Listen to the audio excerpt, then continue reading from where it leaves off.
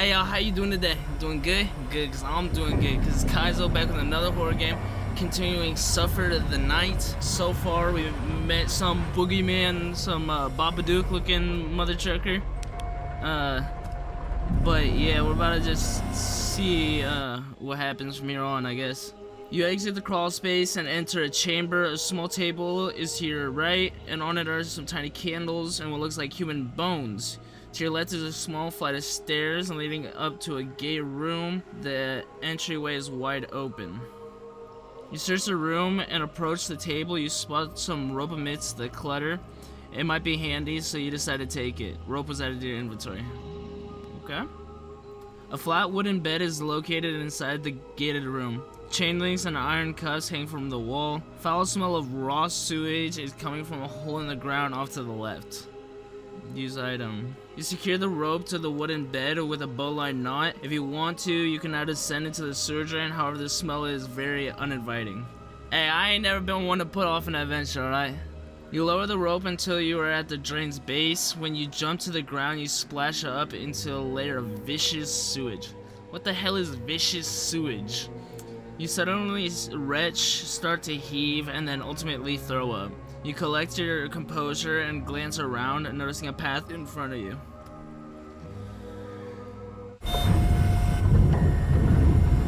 Did that just take a picture of me on its own? Hey! What the hell? How is he up there?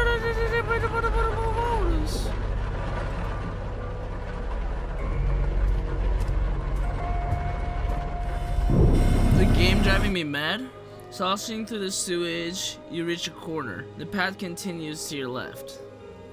You enter a circular room. There's a stairway leading up. You spot a body floating in the sewage that is covered in black robes.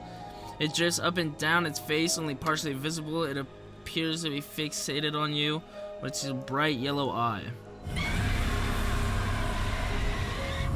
Approaching the corpse with caution, you push to roll it over. As you do, it springs to life with a blood-curdling shriek. It charges at you, slashing with claw-like fingernails. You try to evade the initial strikes, but then you feel the intense burn of flesh being sliced open. It scurries back before vanishing up the steps. Okay then. You enter a circular room. There's a stairway leading up. You grab at your wound, remembering the creature that gave it to you.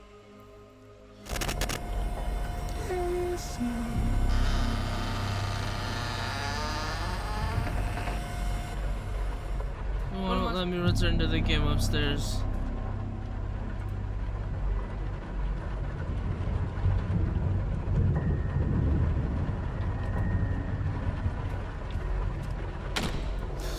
Oh, sign the tore straight through the wall and dressed her while I was downstairs. How'd I do? Whatever it is, it's not human. Sign the book?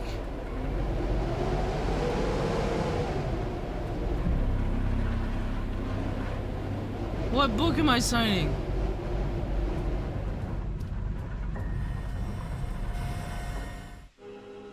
You begin to ascend to the stairs. As you move, blood begins to ooze from the wound that's been given to you. Torches light up the stairway, but the top is lit pitch black. You reach the top of the stairway, but the path ahead is obscured by darkness.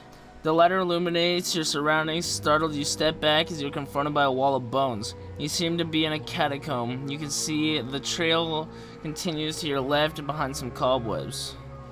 You round the corner into a vast room. 4 pillars enclose a very enormous well, which can be reached by a short flight of stairs. The water in the well has a repulsive odor. The roof has a hole through which moonlight shines, and a narrow passage is off to the left. You reach the guardrail. As you get closer to the well, you examine the water. You notice a spherical object that is glowing with hues of yellow and red. You begin experiencing an unnatural yearning to grab it. You reach for the strange orb. Just as you do, the robed creature emerges from the depths, its face twisted into a hideous grimace. It begins to raise its arms with the orb in hand, almost as if it was making an offering. Fixated on the orb, you are unable to stop yourself from snatching it. The creature slowly sinks back into the abyss. The strange orb was added to your inventory. Do I want the strange orb? Skulls and bones carefully placed in a macabre pattern litter the small passage. At the very end, a brazier sits, its flames lit like a beacon. Look behind you. I don't wanna.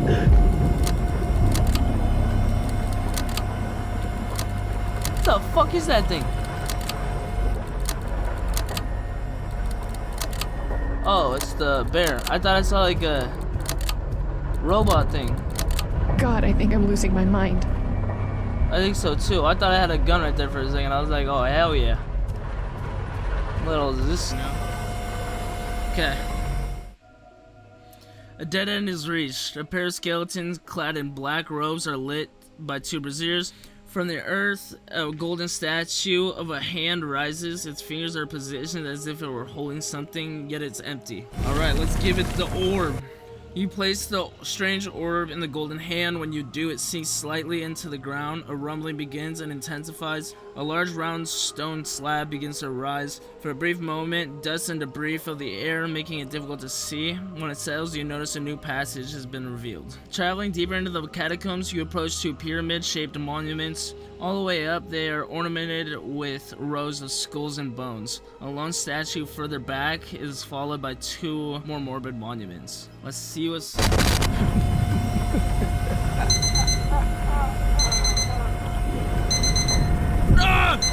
No! Go away! What do you want? Yeah, I hear you. Shut up. I don't know how much more of this I can take. Yeah. I feel you, sister. You arrive before a golden statue of a person wearing robes and holding an oval basin. The chamber is lit by a massive chandelier constructed of numerous bones. The path continues right. You examine the gleaming statue. The basin has writing engraved into it. It reads, "Blood is the bond, the blade is the key, an offering must be made." A spiritual staircase is found when you turn the corner. Steps are lit by a light above. Right and left, graves have been dug into the walls. Skulls and bones cover the wall behind the stairs. You climb the stairs and arrive at the top. Searching your surroundings, you see a large passage to your right. It's a large candelabra made of bones. A balcony looking down on the golden statue is directly ahead. You approach the passage and see that it is blocked by an iron gate. A wooden counterweight lever is mounted on the wall next to the gate. You begin rotating the counterweight lever. The gate begins to rise. You continue until the passage is open.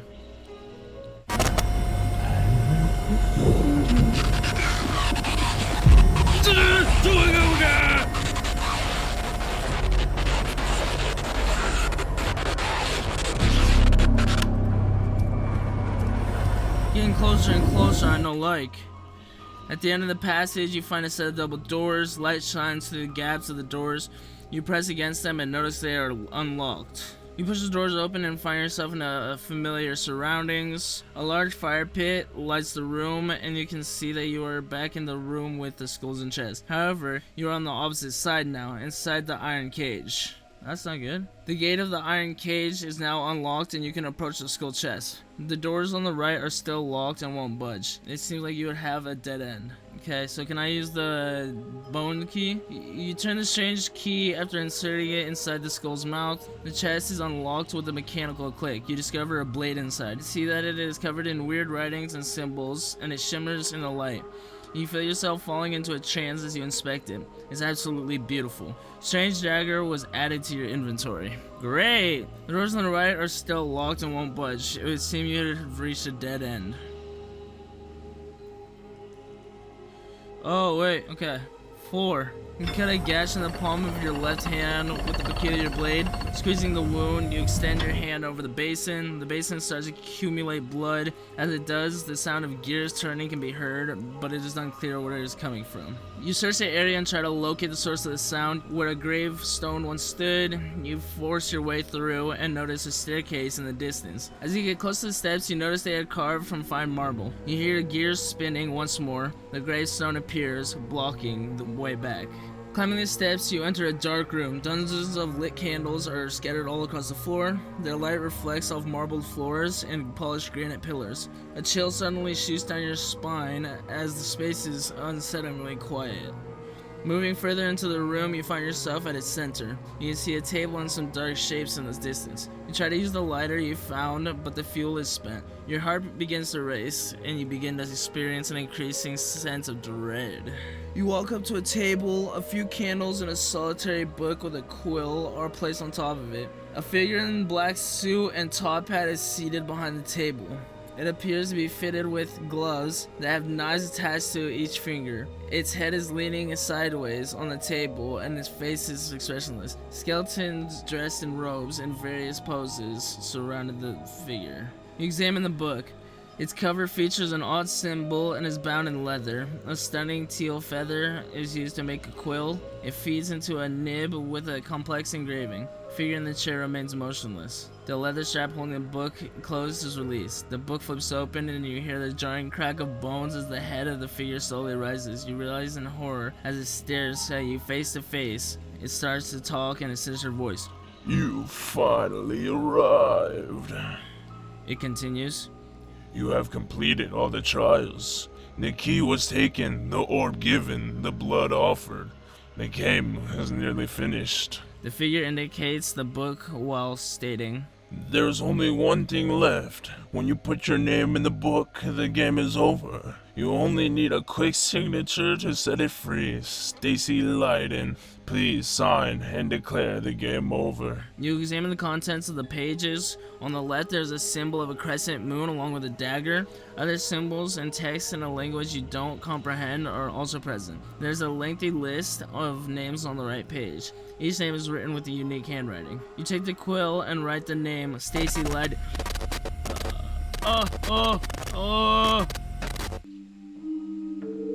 Press 1. What the hell? That looks like my house.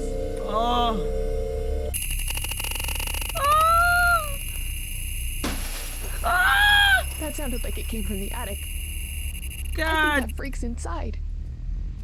damn it. Where the fuck is the attic at? Is that the attic right there?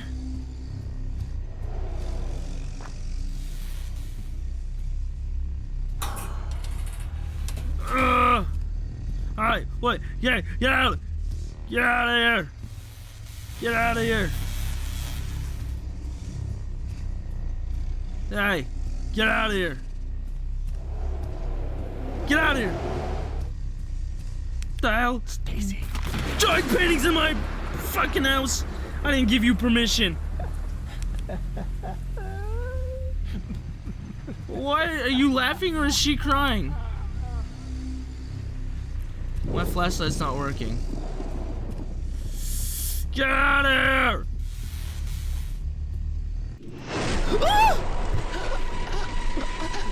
Hey! Oh, so you're just gonna choke me to death now? That's just... Okay.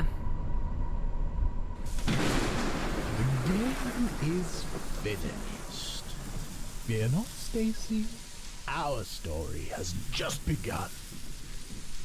That doesn't make me fear not. And I will create a new game No! together.